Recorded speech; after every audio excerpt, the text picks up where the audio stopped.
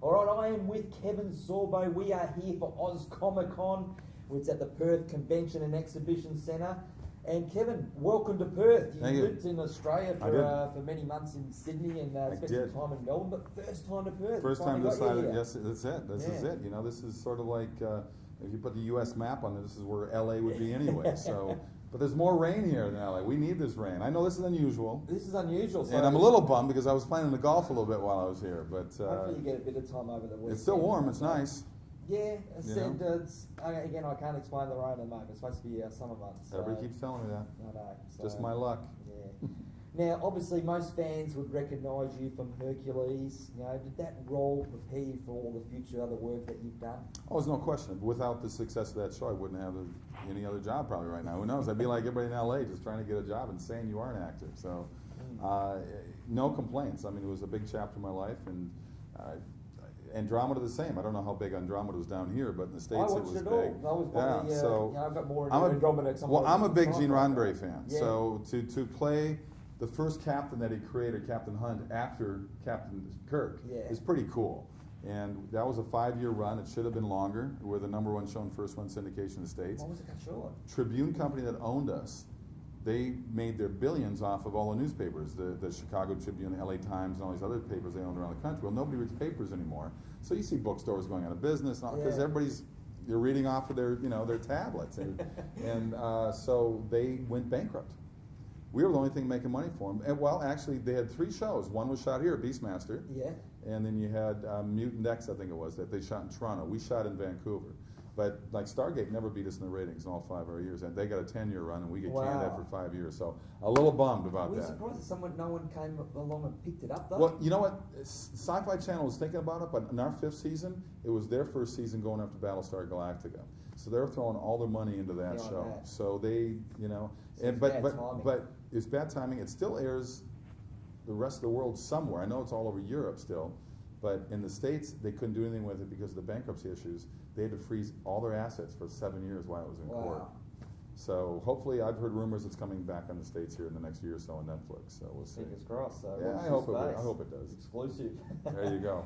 Hey, tell me something. Did you, you know the baton that you used to carry around on Andromeda? Did you keep that? Did you manage to keep that as a You mean the Force Lance? I've got about 5 of the original Force Lances. And then they had a couple of ones because you could press the button and make it longer. Yeah. So like a Viagra weapon.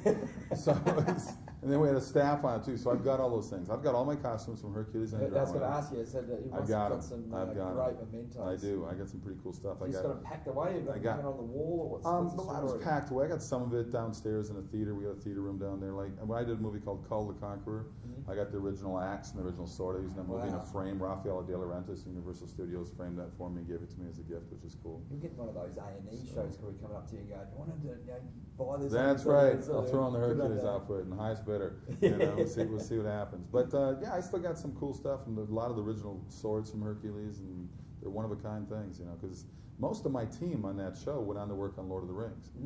And they won Academy Awards. The Weta Group did all of our creatures. So set them up as well. Yeah, so they did some good stuff. Yeah. Speaking of Hercules, other people who played Hercules like Arnold Schwarzenegger, Lou Ferrigno. You're the most popular Hercules, weren't you? Well, it's kind of cool. They came out with that new movie with The Rock, with Dwayne Johnson. And we called. We said, hey, you know what? We got all the studio and said, why wouldn't you have Kevin on as a cameo, just one scene? Yeah. Because they did it with Lou Ferrigno. They did it on The Hulk with Norton's movie, and the audience loves that. And to not put me in there, I thought, from a show business standpoint, it's bad business. It's kind of stupid. What was the feedback they gave you? Not interested, which was weird to me. For a show that was the most watched TV show in the world, passing Baywatch in the 90s, and not to give it any sort of kudos or credit. Hurt my ego a little bit, and why not throw it in there? I mean, I'm not asking to be in the movie more. A scene would have been fun, but whatever reason, they didn't do it, and it's kind of weird. But you mentioned they put a poll out there. Who's your favorite Hercules? Steve Reeves, Lou Ferrigno. I was 87% of the vote. 87%. So thank you out there. That'll show Dwayne. No, I like Dwayne. Dwayne's a good guy. You've also tried your hand at producing with Abel's Field. So, what was that like making the transition from actor to producer? Well, I exec produced on Andromeda for all 5 years. Wow. So I learned a lot because everything was done in studio there. everything, we made our plants, it was all green screen, so we had a huge studio complex in the suburb of Vancouver. So to sit there behind the scene, to hear everybody talking from wardrobe to makeup to casting to whatever, it was very educational for me. So I've been doing more. I've produced a number. I've got a couple more I produced coming out this year. One's called The Secret Handshake. Family comedy, so please check it out. It's good for everybody. It was written and directed by Howie Klausman, who wrote Space Cowboys, if you remember that. Yeah, I remember that movie. Clint Eastwood, Tommy Lee Jones, James Garner, so wonderful movie. And I've got 2 movies just came out now. One's called Mythica. Hopefully it gets down here soon. We did three parts. It's like the Lord of the Rings. Yeah. My character is sort of a Gandalf type of character. His name is Gojan Pai. It's the name. Gojan Pai. And I'm the wise dude, sort of magician guy. And the first one just came out, which is pretty cool. So, but yeah, I've been doing a lot more of that lately. So we'll see what happens. I got 2 movies I'm hopefully directing soon.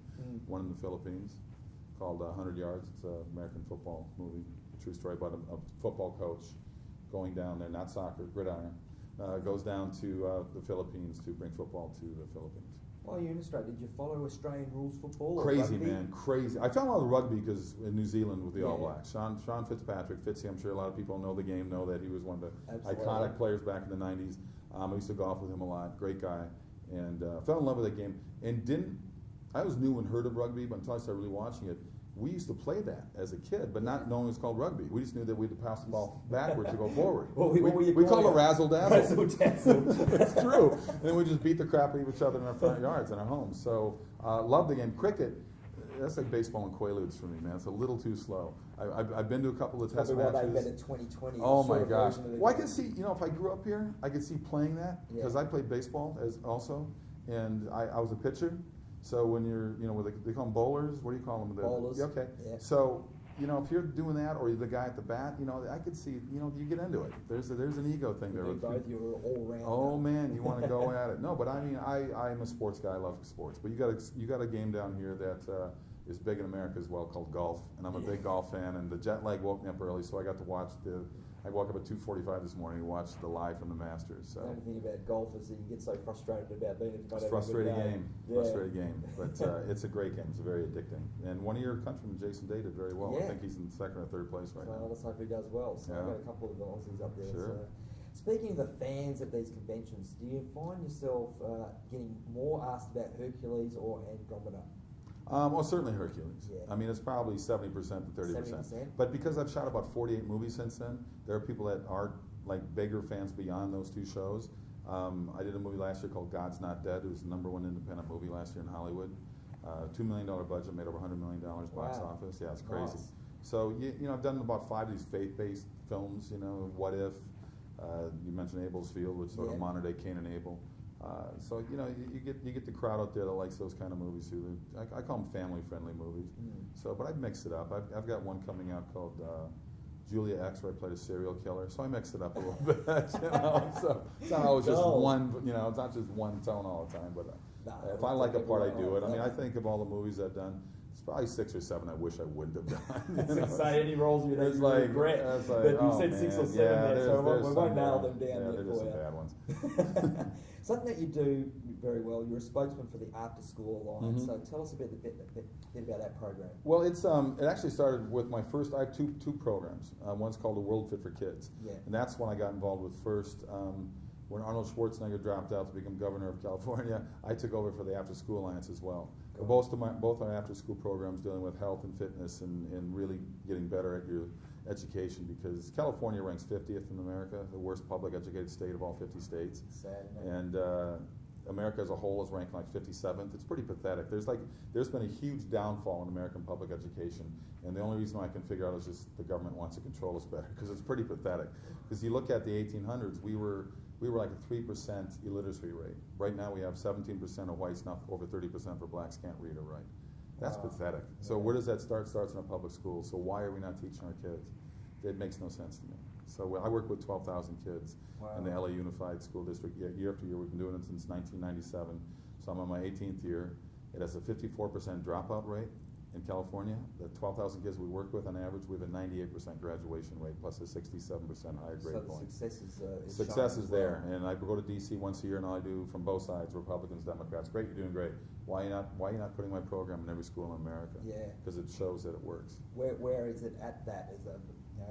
Is that the next step? Well, I've been trying for over a dozen years trying to get this thing expanded, and there's no help there. We're a nonprofit, so it's just a matter of a lot of volunteers, and That's a weird thing. You showed success, 98%, but they're not sort of grasping it. That part must be. Hey, come on! You guys have the same problems, politics down there we have. People scream for tolerance, yet they have no tolerance for the people that don't tolerance for them. It's a two-way street, people. We can't always agree with each other. This is life. Yeah. Just finally, before I let you go, you looking forward to meeting the fans here in Perth? Yeah, I am. It's gonna be fun. I do about 5 or 6 of these a year, and I enjoy doing them. And I wanted to get down here because I couldn't make it last year because I was shooting a movie, and it's been a long time. It's been about a dozen years since I've been back. Wow. I did 2 of these in that was probably 2002, so it's longer than that, 13, 14 years. Wow. I was in Sydney and Melbourne for those. So I'm here this time, and I'll Adelaide next week. Adelaide next week. So, but you will like Perth better people, better place. So sorry, Adelaide. But you guys have that same thing going on, do the rivalry. Oh, we always make jokes about that. The only thing I will, hope for you is that the weather clears up, so you can actually go have a game of golf and not be frustrated, have a good time. If it doesn't rain, I'm okay. Yeah, you're all right. But otherwise, there's plenty of places to see, and very cool. And make sure you have a good time. Will do. But thank you very much for your time. My have pleasure. fun at Oz Comic Con. Thank you. And we'll see you over the weekend. Thank you. Peace out.